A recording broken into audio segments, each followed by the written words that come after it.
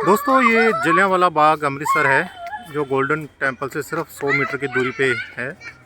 दोस्तों इसके बारे में मैं आपको कुछ बताना चाहता हूँ। 13 अप्रैल 1919 को रोल्ट एक्ट के अगेंस्ट यहाँ पे एक पीसफुल समागम रखा गया था, क्योंकि 13 अप्रैल को बैसाखी होती है, खालसा पंथ का सिरजना दिवस होता है और सभी सिख हिंदू भाई यहाँ पे इकट्ठे हुए थे। कुछ के अनुमान के अनुसार यहाँ 15 से 20 हज़ार के करीब लोग इकट्ठे हुए थे। और उस टाइम में ना जो पंजाब का लेफ्टिनेंट जनरल था वो था general Michael O'Dwyer. Dwyer मतलब DWYER। और जिसने यहाँ पे हमला किया था वो था एडवर्ड डायर, DYER। सो दोनों में फ़र्क है।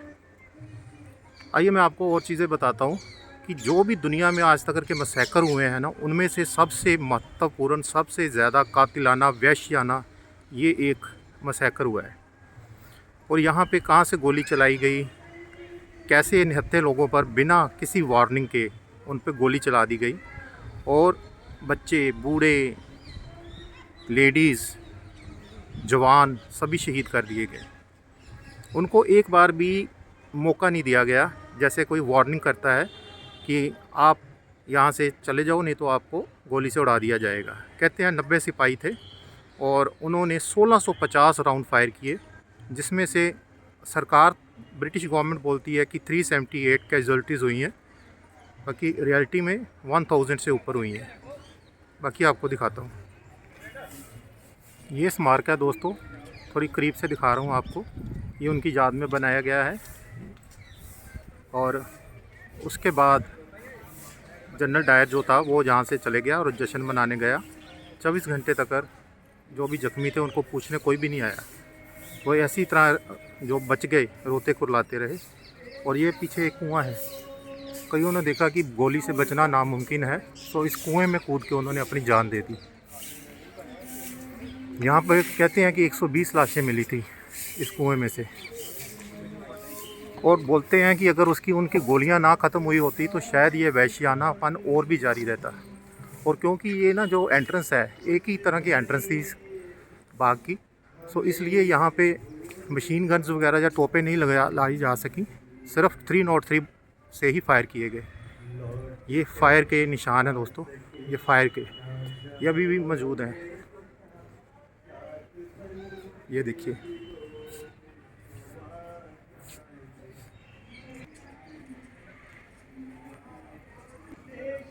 और दोस्तों ये बोला जाता है कि इंडियन गवर्नमेंट ने ये बाग हिम्मत जी से लिया था, जो इनकी फैमिली के पास था 1 अगस्त 1920 को। और उसके बाद 5,45,000 रुपये का ये बाग ख़रीदा था। उस पर कंस्ट्रक्शन के लिए 9,25,000 रुपये लगे। और दोस्तों जब ये मसैकर हुआ यहाँ पे 13 अप्रैल 1919 को, तब यहाँ पे एक नौजवान मौजूद था जो पंजाब के सुनाम डिस्ट्रिक्ट से बिलोंग करते थे। और वो उनके माँ बाप की डेथ के बाद अमृतसर ऑर्फनेज है, जिसे अमृतसर यतीम खाना बोलते हैं, वहीं पर पले बड़े हुए। उन्होंने अपनी आंखों से ये सारा दृश्य देखा था। तो 13 साल की उम्र थी उनकी उस टाइम जब ये मसैकर हुआ था।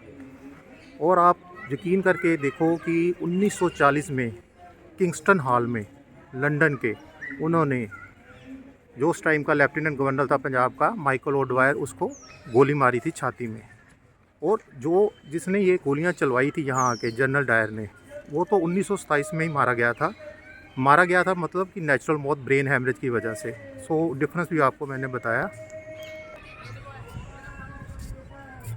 ये क्लोज व्यू है जी जलियांवाले बाग का जो मीनार बना हुआ है।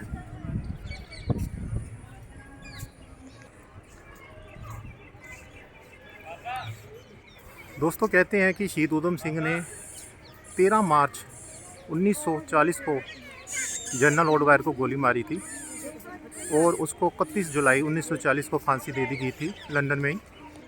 और उसके बाद उनकी जो अस्थियां हैं वो 19 जुलाई 1974 को यहाँ भारत में लाई गई, जो अभी भी यहाँ जलियांवाले बाग में कलश के रूप में पड़ी हुई हैं।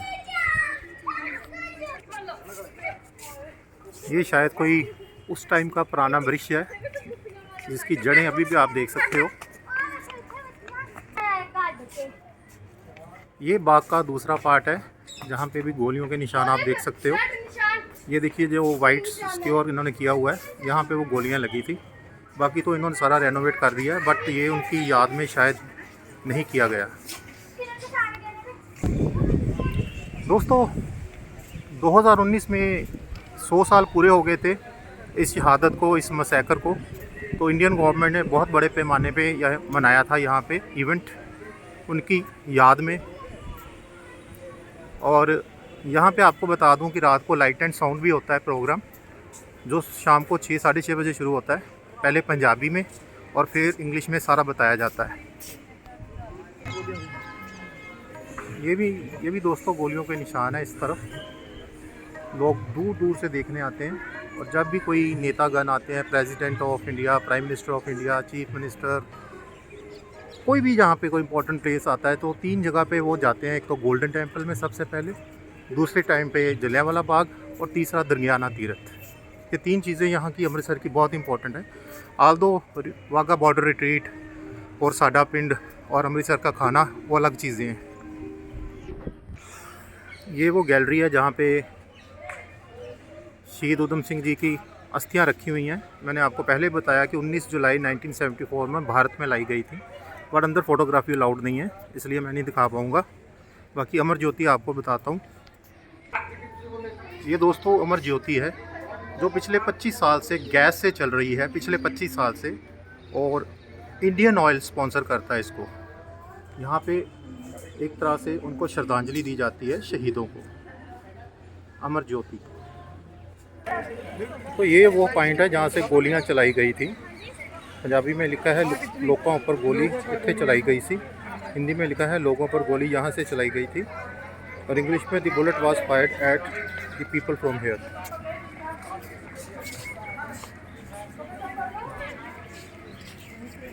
और ये एक ही एंट्रेंस है जी, जहाँ से सारे गोरे और सिपाही इंडियन के यहाँ से एंटर हुए थे। ये आप देख सकते हो, बहुत ही भीड़ी जगह है, जहाँ से निकलने का कोई रास्ता नहीं था।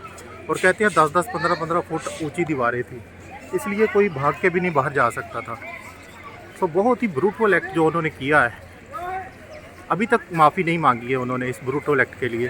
रादर जो जिसको मारा था शहीद उधम सिंह जी ने, लेफ्टिनेंट जनरल माइकल ओडवायर, वो तो कह रहा था कि अगर मेरे को दोबारा मौका दिया गया तो मैं फिर ऐसा ही एक दोबारा दोहरा सकता हूँ। तो शेम, अ बिग शेम।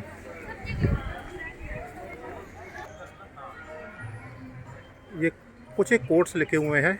परमात्मा ये निर्णय ले चुका है कि भारत अब आज़ाद होगा, रास बिहारी बोस, उन्होंने ये बोला था। डायर की गोलियों ने हिंदू और मुसलमानों में कोई भेद नहीं किया था। PM car. दोस्तों ये पंजाब के ही थे, सोहन सिंह बकना, गदर लहर के।